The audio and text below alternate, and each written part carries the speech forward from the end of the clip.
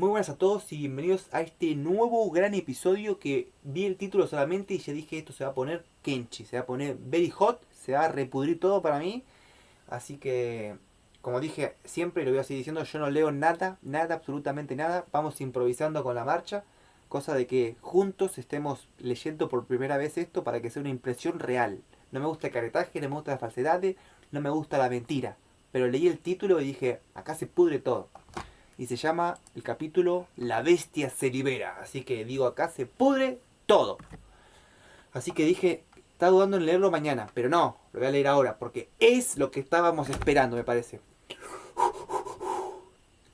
Los norteamericanos aún suelen evocar la imagen de Bobby Inglés como un regordete policía que se dedica a patrullar las calles neblinosas a medianoche. Es posible que esto fuera así en la Inglaterra victoriana, pero actualmente el agente de policía británico no se diferencia mucho de sus homólogos estadounidenses. Ambos conocen perfectamente la rutina policial, desde la recompilación de pruebas a la relación pública, por lo que se refiere a la gordura.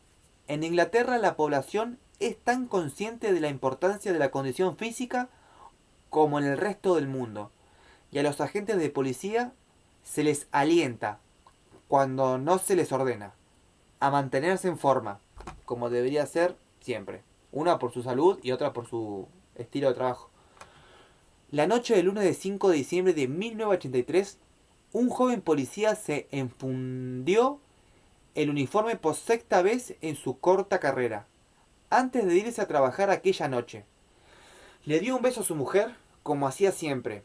Pasó unos minutos con el bebé en su habitación y después fue a la cocina del apartamento para servirse otra taza de café. Cuando terminara el turno, cerca del amanecer, habría añadido unas cuantas tazas más a su organismo. Su joven mujer siempre había sido muy sensible a su estado de ánimo, y aquella noche se dio cuenta de que algo no iba del todo bien. Se apoyó en el marco de la puerta y contempló a su marido, el cual estaba observando la calle a través de la ventana. Y entonces recordó la noche previa a los exámenes de ingreso en el cuerpo de policía. Su marido había estado tan tenso que apenas había articulado palabras, y se quejaba de un dolor de cabeza continuo, algo que rara vez le ocurría. Cuando le había conocido, le pareció un hombre que siempre mantenía la calma en cualquier situación. Sin embargo, a medida que pasaba más tiempo a su lado, aprendió a reconocer las pequeñas señales que revelaban sus auténticos sentimientos. Aquella noche no dejaba de aclararse la garganta. Lo hacía más o menos cada medio minuto, y a veces tosía con tanta violencia que se le sacudía la parte superior del cuerpo. Algo no iba bien. Se acercó a él por detrás y deslizó suavemente un abrazo alrededor de su cintura. Ella también se puso a mirar por la ventana, y entonces se le escapó la risa, aunque solía hacer aquello a menudo. Lo cierto es que la vista desde la ventana no era nada del otro mundo, un simple callejón estrecho y sombrío, y la silueta de varias casas victorianas medio derruidas, recortadas contra el cielo iluminado de la luna. Pobreza elegante, supuso que era la mejor forma de describirlo. En cuanto su marido consiguiera su primer ascenso, podrían plantearse la posibilidad de mudarse a un barrio mejor. Pero de momento... ¿Está ahora en el café?, le preguntó en voz baja. Sí, gracias. Era un gran amante del café. ¿Te encuentras bien, cariño? Claro, ¿por qué lo preguntas? No dejas de aclararte la garganta. Él sonrió y la abrazó. Mi mujer, la psiquiatra. Bueno, leí en una revista que los pequeños hábitos nerviosos son una señal de estrés y ansiedad. De modo que ahora estoy estresado y ansioso, ¿no es eso? Ella lo miró y la sonrisa desapareció en sus tersos y hermosos labios. Eso parece... Cielo, ¿qué te pasa? Ella se sorprendió cuando él se tomó en serio la pregunta. No estoy seguro. ¿En serio? Es solo una sensación. No sé muy bien cómo describirla. ¿Qué tipo de sensación? Miedo, dijo él sin dudarlo. ¿Como Rudkin aquella vez? Rudkin era un policía de Londres, al que conocían bastante bien. Las dos familias solían ir a menudo de picnic, ciertos días. Según explicó más tarde Flo, la mujer de Rudkin, se sentó en el borde de la cama para ponerse los calcetines y empezó a temblar descontroladamente, como si su sistema nervioso estuviera desquiciado. Rudkin llamó a su mujer a gritos. Cuando Flo llegó al dormitorio, vio como su marido trataba de contener los temblores. Cogió una manta como pudo. Tardó unos 15 minutos en conseguir que dejara de temblar. Ella insistió en que lo mejor era llamar a la comisaría para decirle que estaba enfermo, pero él no se lo permitió. Su orgullo no le permitiría pedir la baja por enfermedad. Le había visto ir a trabajar con una fiebre de hasta 40 grados. Finalmente, cuando consiguió hacerle hablar un poco, Rudkin le contó que estaba afeitándose en el cuarto de baño y que se había formado una imagen en su cabeza. La imagen de un espectro vestido de negro. Bajo... bajo la capucha. Solo pudo distinguir unos ojos que lo miraban fijamente. Entonces, cuando el espectro alargó una mano, vio que era la mano de un esqueleto, todo huesudo, duro y frío. Poco después la imagen se había desvanecido. Tras regresar al oscuro dormitorio, la luz del diminuto cuarto de baño, derramándose aún por el suelo, se sentó para ponerse los calcetines y los pantalones. Y entonces empezaron los temblones. ¿Pero por qué?, preguntó Flo. Porque he reconocido al espectro. ¿Quién era, cariño? La muerte, dijo Rudkin. Es la muerte. ¿Tienes miedo de ir a trabajar esta noche? Sí. ¿Crees que puede pasarte algo? Sí. ¿Crees que tu vida corre peligro? Tal vez, dijo Rudkin, volviéndose para mirar a su mujer. Pese a sus dudas y la protesta de su mujer, Rudkin fue a trabajar.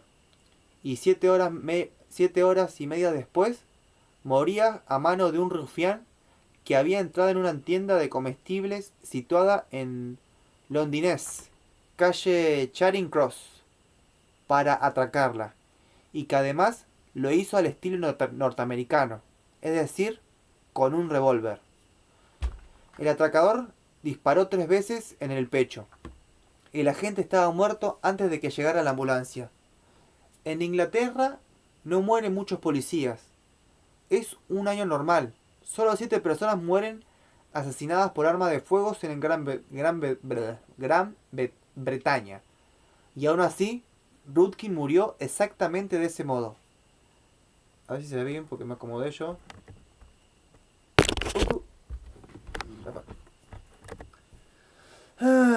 Entonces la joven mujer del agente de policía dijo: ¿Estás pensando en Rudkin? Supongo que sí. Siempre puedes llamar para decir que estás enfermo. Él sacudió la cabeza. No quiero hacer eso.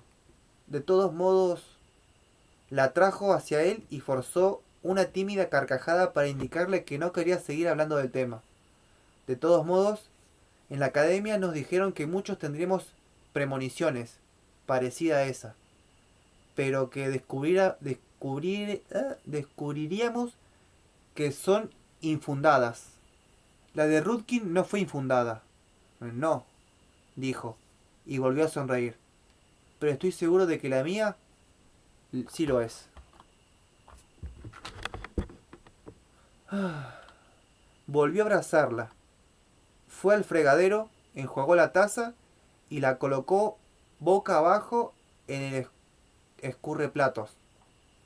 Se dio la vuelta para mirarla. Estaré bien, tranquila. Lo sé, cariño, dijo, aunque en realidad no se sentía tan segura, sino todo lo contrario.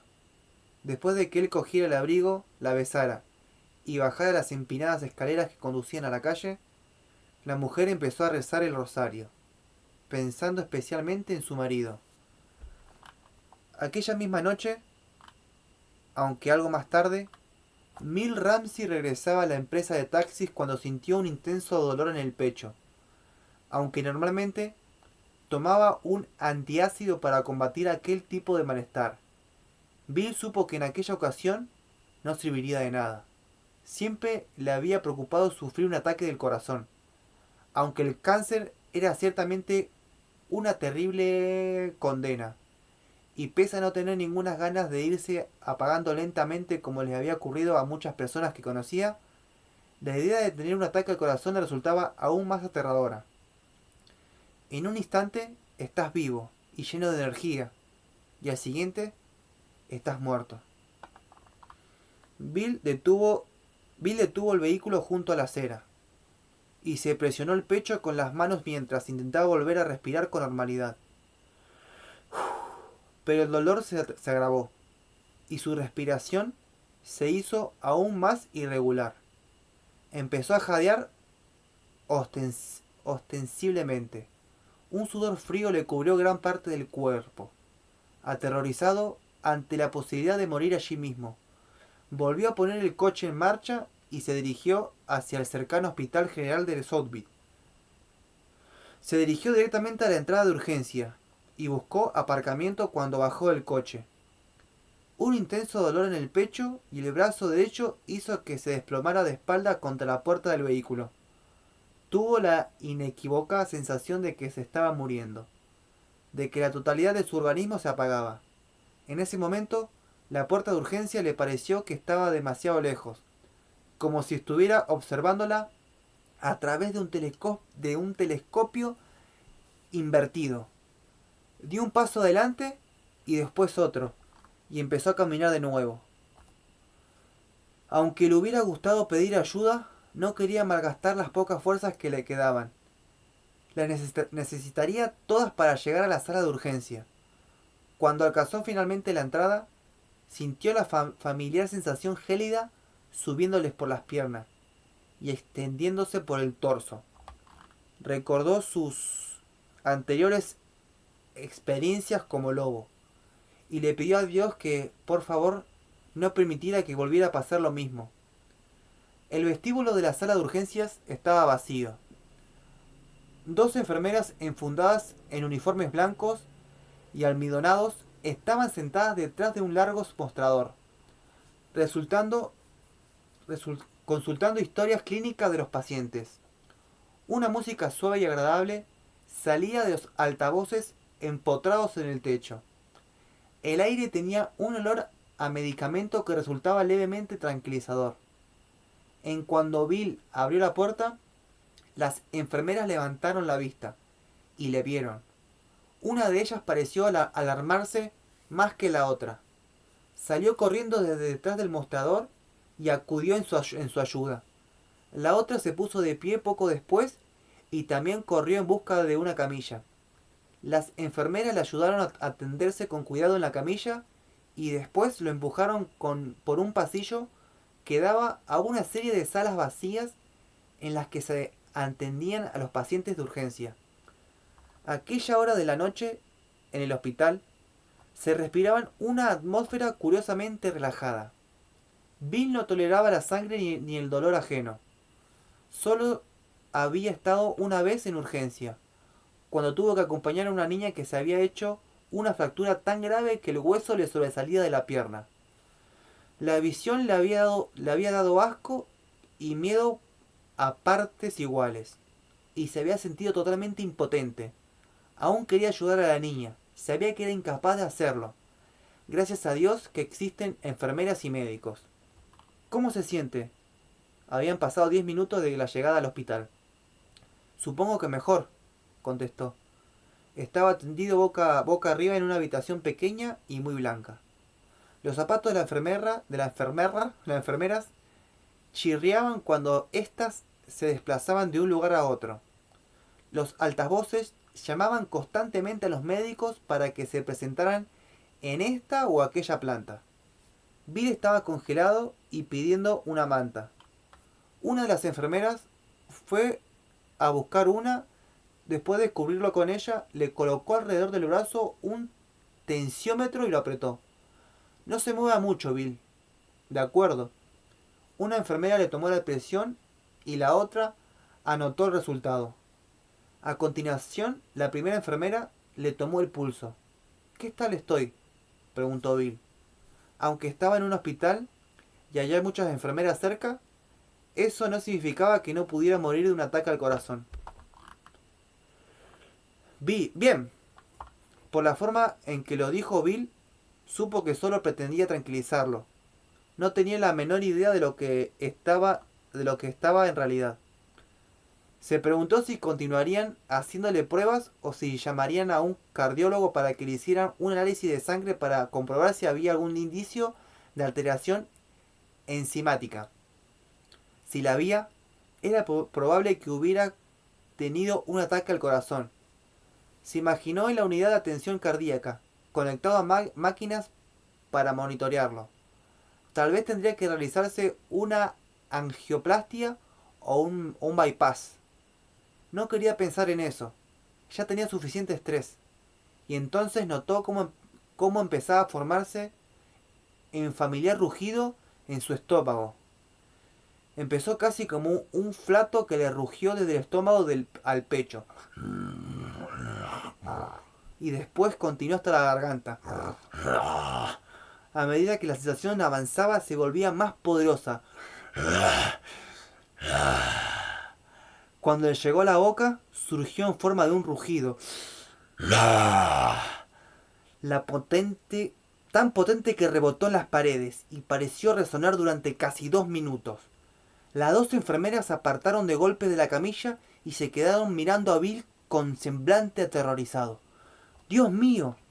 ¿Cómo era posible que un hombre tan menudo y amable como aquel emitiera semejante sonido? ¿Cómo era posible que un ser humano emitiera semejante sonido?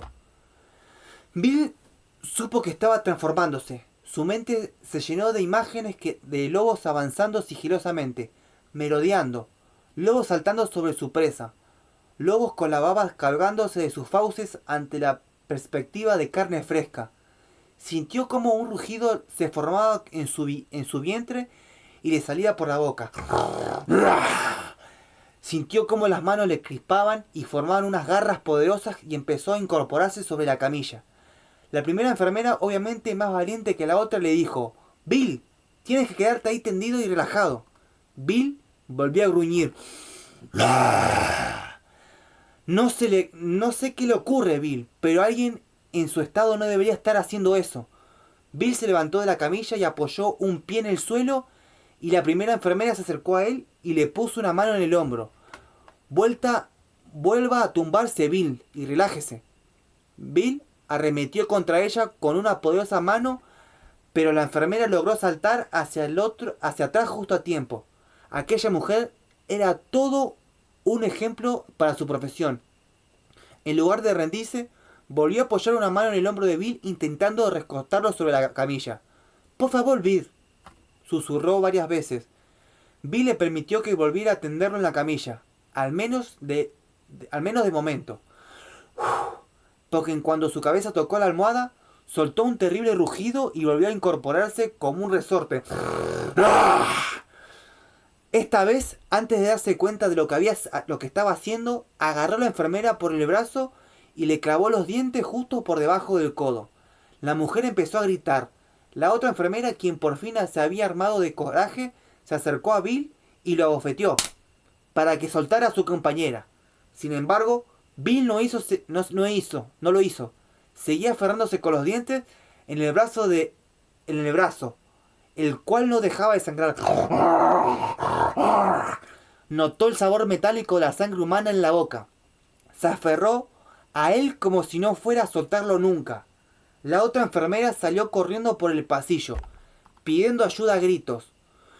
Justo en aquel momento, el joven agente entraba en el hospital para tomarse otro café en la sala de urgencias. El hospital formaba parte de sus rondas habituales, y siempre estaba para comprobar si podía ayudar en algo. A veces tenía problemas con algún borracho o poco alterado que solo se calmaba al ver un uniforme. Aquella noche, sin embargo, todo parecía en calma. Hacía 2 horas y media que había empezado su turno, y la premonición que había tenido en la casa ahora le parecía una estupidez. Se estaba terminando el café cuando oyó un grito procedente de una de las salas de reconocimiento. El... Pará. ¿Lo pasé o qué onda? Ahí está. El médico residente con el que había estado hablando dejó su café y salió corriendo de inmediato en la dirección de la que provenían los gritos. El policía le siguió de cerca, desde donde estaba. Oyó el inconfundible estruendo provocado por alguien que se dedicaba a arrojar muebles en una habitación. También oyó los gritos de las 2 enfermeras y los rugidos de un animal. El policía imaginó que un perro salvaje, tal vez uno con rabia, que había logrado colarse de algún modo en el hospital, estaba aterrorizando a las enfermeras en una de las pequeñas salas de reconocimiento. Pasó por delante del médico y entró en la habitación. No pudo creer lo que veía en sus ojos. Agazapado en el rincón más alejado de la habitación, un hombre de aspecto enloquecido manteniendo a 2 enfermeras a raya.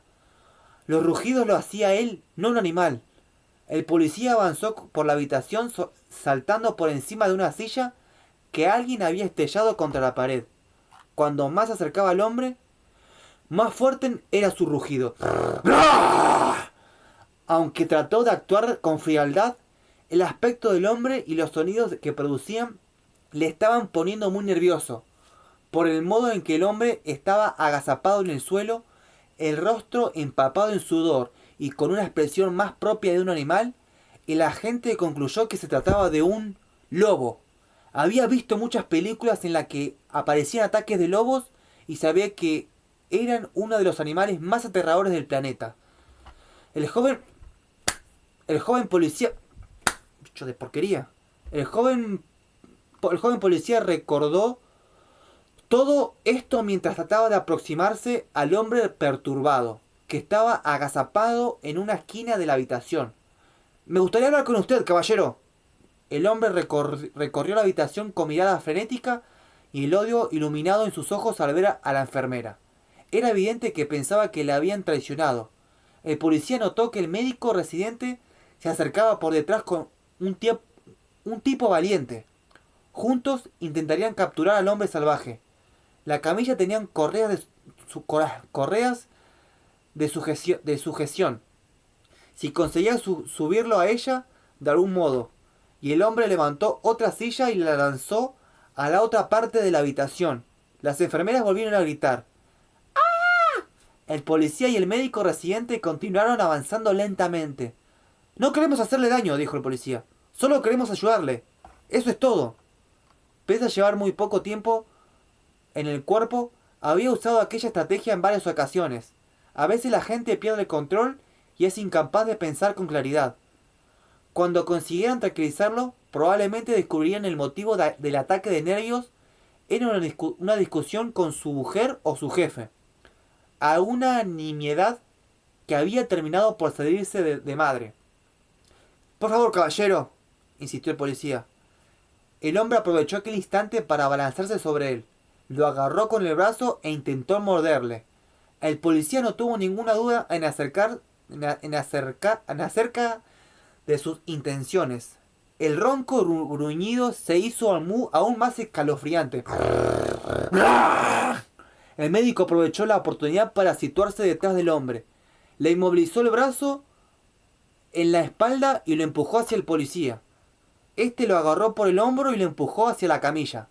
Rápidamente los 2 hombres lo ataron con la correa de sujeción y respiraron aliviados. El hombre tenía tanta fuerza que le había costado Dios y ayuda a inmovilizarlo.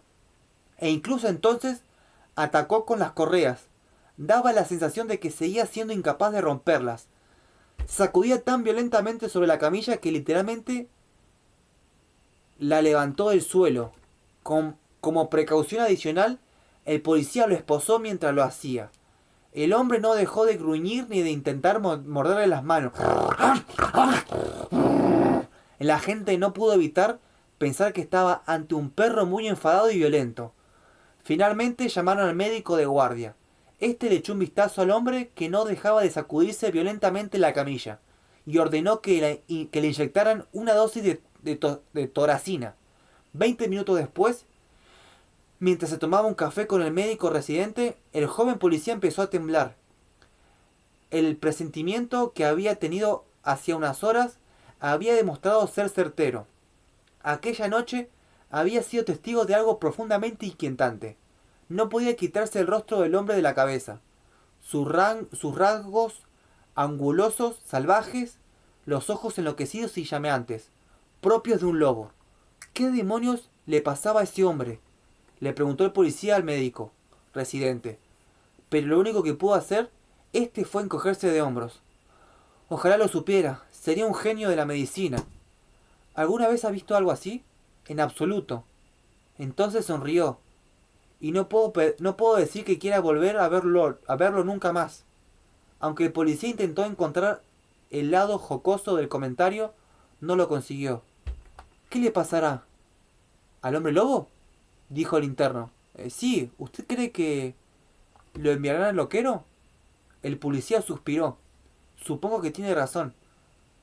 Pensó en todas las ocasiones en las que había estado en un hospital psiquiátrico para entregar a un prisionero. No era el mejor lugar en el que despertar. Unas horas después recuperó la conciencia. ¿Cómo se llama? Tuvo que pensarlo. Pensar de un modo consciente. Estaba confundido, tenía frío y estaba aterrorizado. ¿Dónde estoy? Le he preguntado cómo se llama. Bill. ¿Bill qué? Bill Ramsey. ¿Dónde estoy? En la parte trasera de una ambulancia. ¿He tenido un accidente? ¿No recuerdo lo que ha pasado? No, no recuerdo nada. No puedo creerlo, dijo el paramédico. Entonces se inclinó hacia adelante y dio unos golpecitos en el cristal que separaba la parte posterior de la ambulancia de la delantera. No te lo vas a creer. ¿Qué pasa?, preguntó el conductor. Ramsey. ¿Qué pasa con él? Dice que no recuerda nada. El conductor dio un resoplido. Eso le funcionará muy bien en el juicio, ¿no crees? Bill Ramsey intentó moverse. Estaba atado.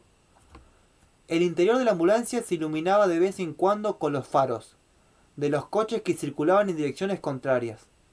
Después volvía a imponerse en silencio. Solo interrumpió por el roce de los neumáticos contra el asfalto. Frente a él, apoyado en el lado opuesto de la ambulancia, el médico residente fumaba un cigarrillo sin quitarle el ojo. No es muy corpulento para hacer algo así, ¿no te parece? ¿Hacer qué? Bill estaba aterrorizado. ¿Cómo había llegado a la ambulancia? Y lo más importante, ¿qué había hecho aquella noche? Se temía lo peor. ¿Había matado a alguien? No se preocupe, amigo. Los médicos se lo contarán todo. ¿Qué médicos? Los de Runwell. ¿Quiénes van a ser? ¿El hospital psiquiátrico? El paramédico se puso a reír. Por supuesto. ¿A dónde si no iban a enviar a alguien como usted? La ambulancia continuó avanzando en mitad de la noche. Una lluvia fría había empezado a caer y el ruido de los limpiaparabrisas rompió el silencio. Bill nunca se había sentido tan solo en toda su vida. Uf. Llegó un momento que me agarró un ataque frenético con la cosa, me emocioné. O sea, la idea es que la quise actuar lo mejor posible. Wow. Wow. Qué loco una situación así en un hospital. Que, o sea, sobrenatural, subreal. No, sin palabras con la situación. Muy bien descrita, muy buena.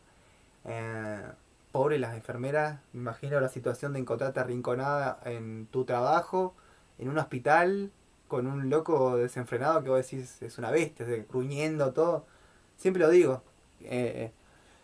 En todas las películas de hombres lobo y demás, tiene que haber una situación en que el hombre lobo tiene que gruñir desaforadamente y que la víctima se petrifique, porque yo creo que es un, o sea, todos decimos desde afuera, no, yo haría esto, yo haría lo otro, yo salgo corriendo, no sé, yo le pego un tiro, lo que sea, pero yo estoy seguro que en una situación así, real, o sea, si realmente te pasara, te congelás.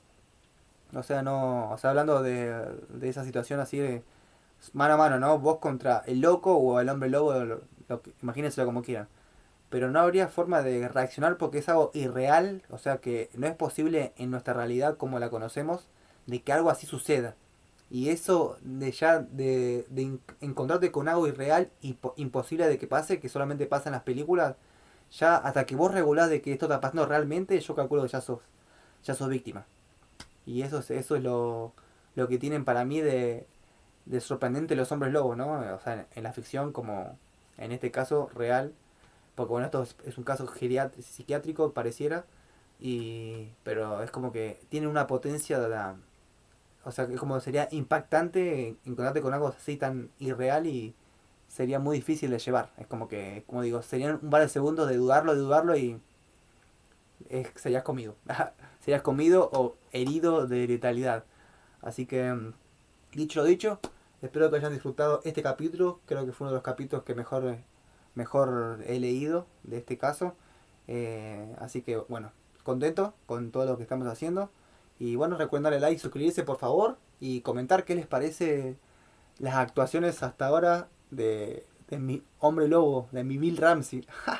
Nos vemos en el próximo capítulo. Perdón por estar así acostado, pero no de más. Y tengo que seguir leyendo. Son las 3:30 de la mañana y tengo que hacer 3 videos más. Nos vemos en el próximo capítulo.